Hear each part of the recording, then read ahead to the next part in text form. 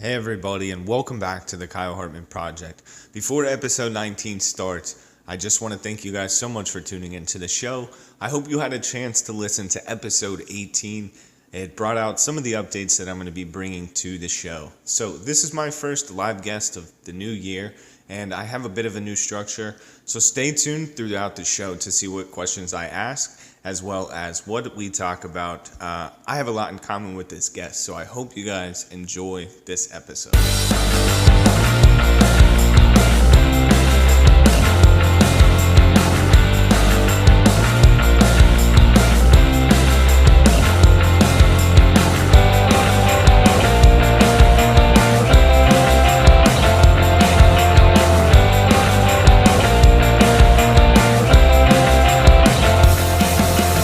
What's going on, everybody? Thanks so much for coming back to the Kyle Hartman Project. This is episode 19. If you didn't listen to last episode, it was bringing in the new year. I left episode 18 to bring in 2018. And this is my first episode in the new year with a guest. I could not be any more excited to present to you guys my great friend, Corey Pittman. He's from Chesapeake, Virginia. He was born in Chesapeake. He lives in Virginia Beach, Virginia. He is on the East Coast, sitting in his car in freezing cold temperatures right now at about 9 in the morning on a Sunday, whereas I'm in my car out in California at 6 in the morning on a Sunday to get this podcast recorded. There's so many reasons I wanted to bring Corey on the show, and we're going to talk a lot about some of the things that we have in common, and Corey is just an example. So if you guys are listening to this episode and you have a family or you have a full-time job, or you might be in school, anything out there that you're doing, and you sometimes see that as a hindrance to you accomplishing more, I think this would be the episode for you to check out. Corey, I want to thank you from the bottom of my heart for freezing your butt off out in the morning on a Sunday to be on my show.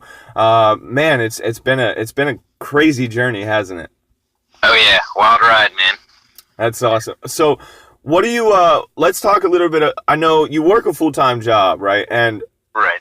you are doing a lot as far as your family and things like that. So why don't you just give everybody a bit of an introduction on who you are, talk about your job a little bit, talk about the family, and then we'll talk about what you do additionally on top of all that. Okay. Well, I'm 25, turning 26 this year. Not that that matters. But I have a beautiful daughter named Indy, and I'm engaged to my beautiful fiance, Sam. My 9 to 5, my regular job that pays the bills, and it's kind of introduction to that, is I locate underground utilities. Right now it's natural gas. So when people are digging in the ground, and they have to call this thing called miss utility before they go dig, so they don't hit any lines that are in the ground, damage to property, and such things like that. And I knew that I needed a job to kind of balance out the bills while pursuing what I wanted to do. And this is something that I've been doing for a while anyways and was good at. And so I stuck with that. It was very independent work. I have my own company vehicle I take home. Then I work from home and then leave. And then all the jobs that I go to are off of a computer. And I'm driving around town. So Nice. So you have a pretty standard life just on, you know, the exterior right there. I mean, you're newly engaged. You have he's got a beautiful baby girl. She's so cute. But he's a new dad, and he has a full-time job. You know, keeping food on the table, paying the bills, things like that. And here's where things for me, I think, get interesting. I mean, I love that you're already doing so much within just that right there. But you said that, you know, this job allows you to kind of be able to tackle some other things. And for those of you guys that are listening that don't know Corey, he has his own company. It's called Main Focus Media. And Main Focus Media actually just hit 10,000 followers on Instagram yesterday? yes. Okay, Yes. So tell me, let's see how does somebody do that while, you know, trying to get married, raising their first daughter, their first child, and still having a full-time job? So it was definitely challenging. I'm not going to say that it wasn't, but I stuck to my guns and stuck to it. with my 9 to 5, the independence in the work allowed me to be able to still go out at the same time when I'm like finished with a job that I'm doing and take photos, or like take lunch somewhere and take photos and some videos. And I just stuck to a routine of always posting content and not stopping, just always something that I'd post either Monday through Friday or just sporadically. And then, I always wanted to be motivating other people to do the same thing. So I kind of incorporated motivational quotes with some of the photos, or something that kind of, coincided with that. But I've been on a strict like routine doing it, as well as trying to color theme my stuff, because I'm huge into editing and making the layout of it look good, so people aren't like, oh, there's a couple photos and then they leave, or they see something and it just catches their eye and they just keep following it, and it doesn't stop there. So when you were researching how to do that, and I'm assuming you used a lot of the internet. I know I did. When I was trying to figure out what I needed to do on Instagram. But what was your goal? I mean, so you said that you didn't want people to leave your page after just looking at a couple photos. So obviously it seems like you're trying to build up traffic, which you're doing a very good job of. And now, without going too far into how you got that traffic there, because any way you can do it can be different. You just have to put effort into it, I think. But so what is truly kind of like your end goal for that traffic? I mean, do you have plans? Do you sell the photos? What are you doing with the viewers and the people you are motivating and inspiring?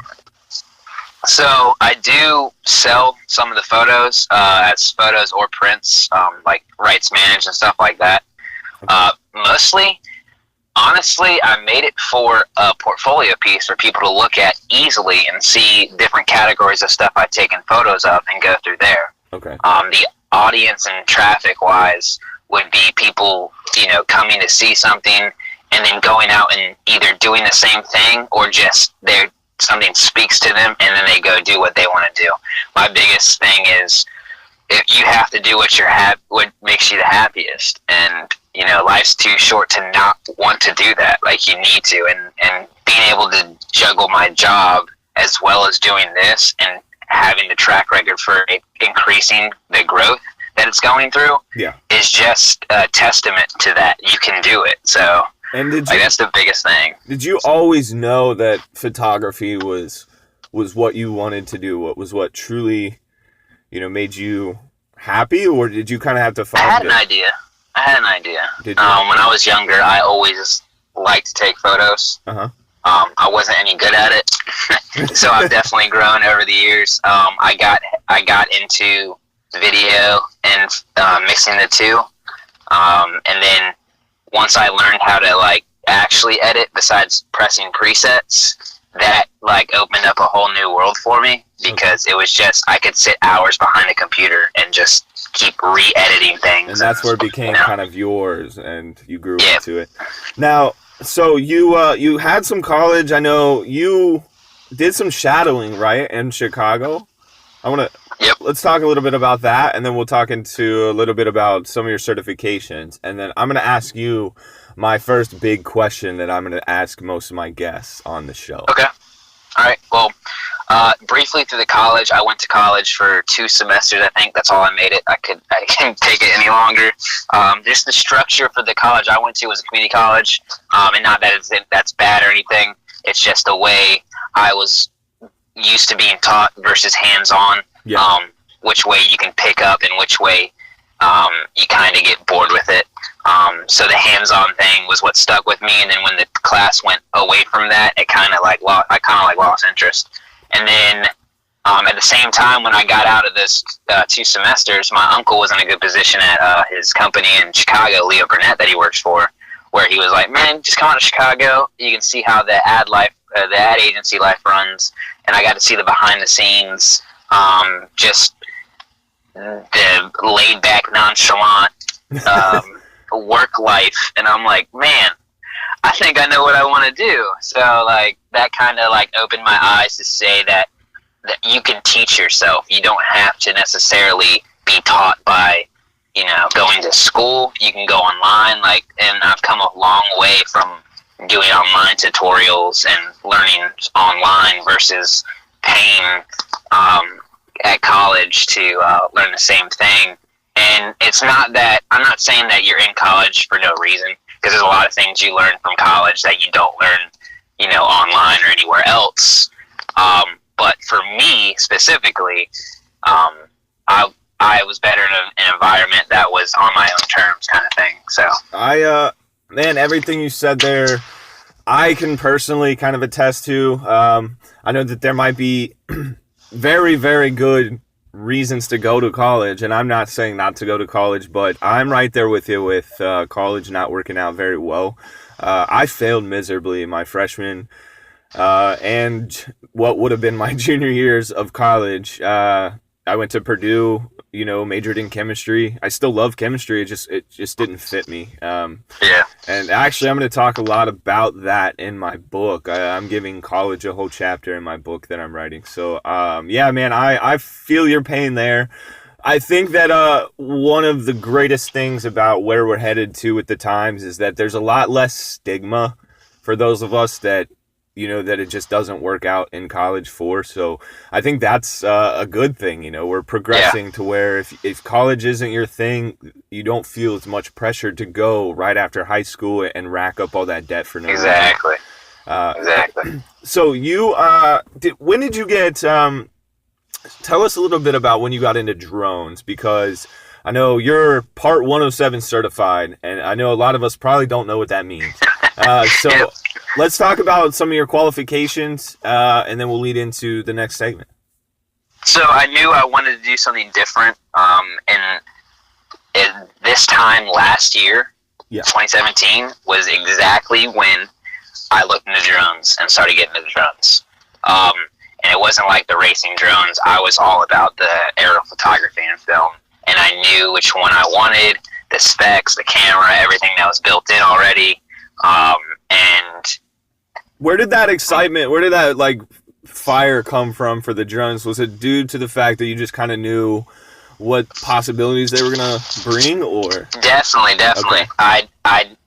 I wanted a different perspective that not a lot of people had the ability to get.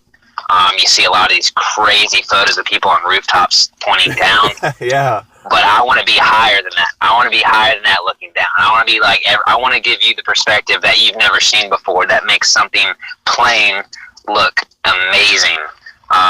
And I knew I could get that out of a drone with the nice camera that's on it and my expertise in editing here and out.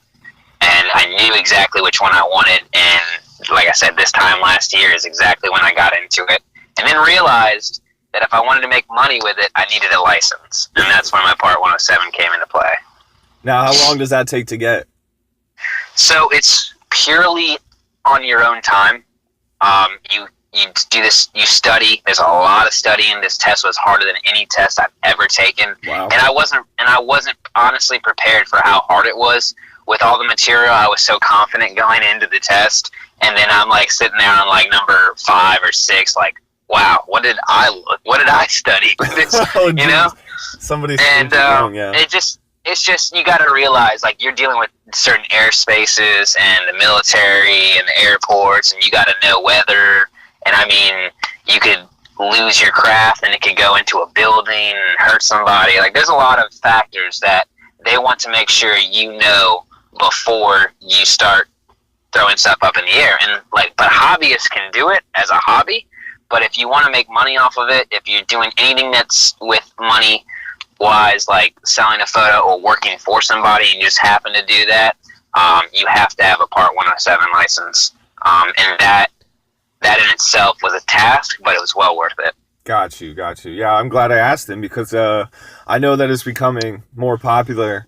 So I think there's a lot of people out there that are kind of dabbling with the fact that maybe they could be good at doing it. And I think once they see some of your work on this show and hopefully go to your page and things like that, they'll get inspired, like you said, which was one of your goals. Definitely hope so.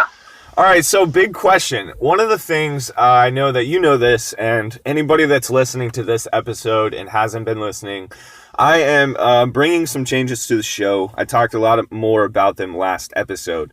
One of the things that I want to start doing with my guests is asking them the same questions on every show. And a lot of it has been brought on due to me writing my book and just kind of discovering myself and things like that. And so, Corey, I really want to ask you, out of all the things that you have going on, I know you said you just turned 26, or you're going to turn 26, so we're the same age, essentially. What is your opinion of rock bottom? Do you think you've ever hit it? And what do you think is the process of getting out of it if you believe in it?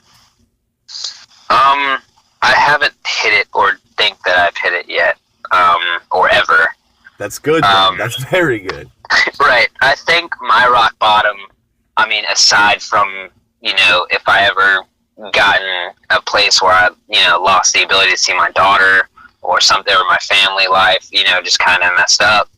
I think that would be one. I think there's so many different facets of rock bottom, though, because there's no one good way to put it and then it speculate to another thing. I think if I didn't have the actual ability to pursue my passion, as well as keeping a job and having a family, I think that would be rock bottom. And I don't want to sound like, oh, he's being selfish where he chooses his, passion over, but that's a huge thing, like to be able to still do what you love to do and manage everything else. And I don't think, if I didn't have the ability to do that, I think that would be my rock bottom. Well, and I'm glad that you said that, and I'm actually very glad that you had that answer, because I don't expect everybody to kind of have the same opinion on it, and that's why I ask that. I think that's why I want to ask everybody, because I'm writing about my opinion of rock bottom in my book, and it scares me because I'm like, man, I don't think a lot of people will agree with this, but this is my experience.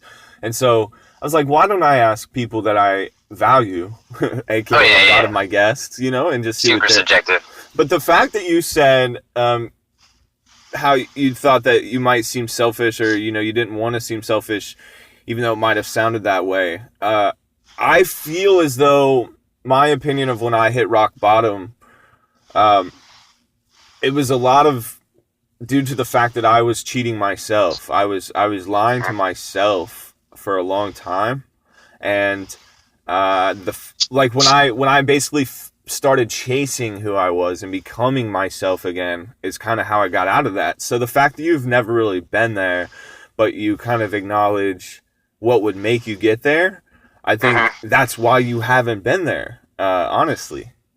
You've kind of found that, and you know it, and you feel it.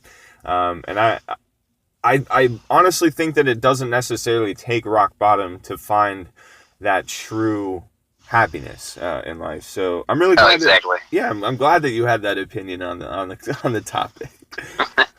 One of the other questions that I'm going to stick to asking everybody, obviously, is if they have a quote that they live by. And I know I previously mentioned it to Corey, but you said you had a tattoo. So let's talk a little bit about for anybody out there that likes tattoos or has tattoos. I don't have any, but I do like them. So anyone that's interested on a tattoo story, let's hear yours, Corey. So I have a tattoo on my calf, the back of my calf, that says, "Every saint has a past and every sinner has a future." And essentially, to me, that came into play at a younger age when I was still in my, childhood-like ways and wasn't always the best kid or the best, peer, I should say. But everybody has their hard times. Mine were just a little different. I had a rough childhood. It was family life.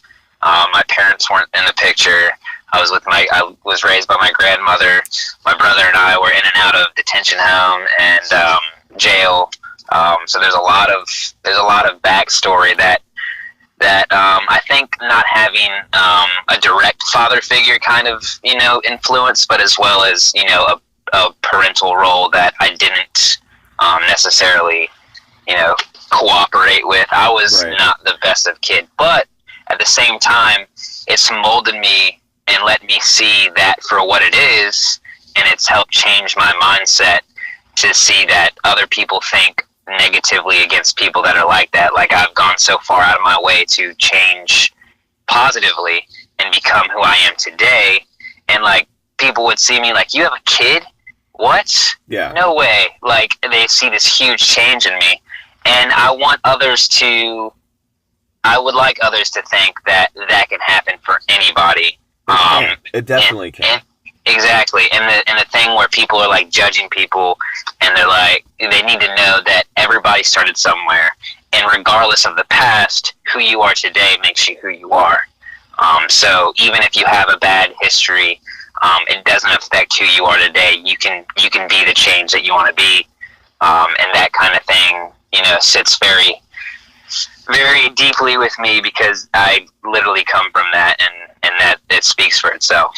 I completely agree. I think that many things are based off of what is our perception, and I think that it comes from inside, it comes from within. It takes that individual believing it for themselves first, and then just acting on it, and truly, once you truly start acting on those good intentions and giving back to the universe, it really does have a good way of giving back to you. So I really love that we got to kind of cap off with that.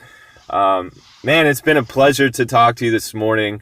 I am looking forward to working with Corey in the future. There's not a lot that we have done business yet between the two of us, but he does have some amazing skills, and I am working on just becoming more and more of the people's plug, the people's person with my life too. So we've already talked within the last year about working together in the future. Now that he's been on the show, he gets to be a part of our awesome guest network for the Kyle Hartman Project. And man, I'm just excited to have wonderful friends that are doing things like this, and really have just changed their lives and are continuing to change the lives of many other people. So Corey, man, I just want to thank you one last time, brother. It's been a pleasure to have you on. Nah, thank you for having me, man. It's been awesome. I appreciate it. How old is little Indy? She literally turns 1 in 3 weeks. Okay, so she's a little bit younger than Ollie, but I'm looking forward to like those two meeting up, and we'll just have like a dad date someday in the future. Oh yeah. We'll just party hard. But, all right. Well, you enjoy your Sunday. For everybody at home listening, we want to thank you guys from the bottom of our hearts for taking time out of your days, out of your schedules to check into what we had to say. If you guys do not know who Corey is, please follow all the links that I share. Go check this guy out. Amazing inspiration. I watch some of his stuff on a regular basis, and I could honestly just call him if I wanted to. So, well, that is all. Go ahead. I said, yeah, man, like I said, thanks for having me. Anybody's listening, if you got any questions and that's directly related to me, don't feel free to message me. Yes, anything. If you're debating college, drones, pilot license, being a father, asking somebody to marry you, anything, we got you covered. This has been another episode of the Kyle Hartman Project, episode 19. Next week, episode 20, we have a big guest coming up, so stay tuned next week, and we will see you then.